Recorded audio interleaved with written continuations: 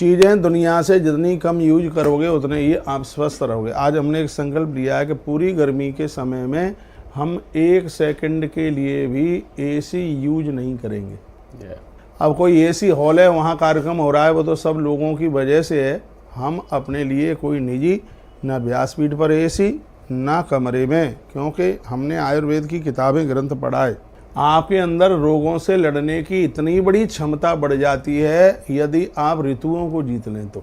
बहुत लोग बेमौसम में, जैसे सर्दी का टाइम है, जाड़ा शरीर के लिए लाभदायक है, ये तो ग्रंथ पढ़ो, और आप सर्दियों के समय में चले जाते हैं गर्मी वाली जगह पर, और गर्मी के समय पे चले जाते हैं आप सर्दी वाली जगह पर, तो इससे तुम्हारा सिस्टम गड़बड़ होता है। जितना हो सके आप उतना एसी, फ्रीज गर्मी के टाइम में इसको आप कम यूज करना। आपकी बॉडी से जितना पसीना ज़्यादा निकलेगा आप उतने ही ज़्यादा स्वस्थ रहेंगे। छत पर सो, मच्छरदानी लगा करके। हाँ, रात्रि का ऑरा ही अपने आप में कुछ अद्भुत होता है।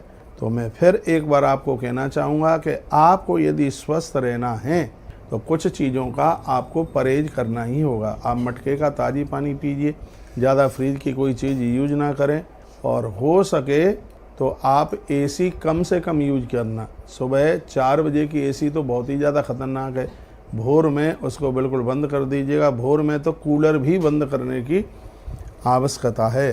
तो इससे आपका स्वास्थ्य इतना गदगद रहेगा। हमने पढ़ा है कि ज़मीन में बैठ कर के पूजा का कितना बड़ा प्रभाव है। अब शरीर अस्वस्थ है तो स्टूल पर बैठना पड़ता है, कुर्सी पर बैठना पड़ता है, नहीं तो ज़मीन में बैठ कर के और यदि आप पूजा पाठ करते हैं तो उसकी महिमा ही कुछ अद्भुत है। और ज़मीन में तब बैठ पाएंगे जब आप स्वास्थ्य का ध्यान रखेंगे। तो ऐसी चीज़ें बिल्कुल मत खाइए जो आपको बीमार कर दे। आइए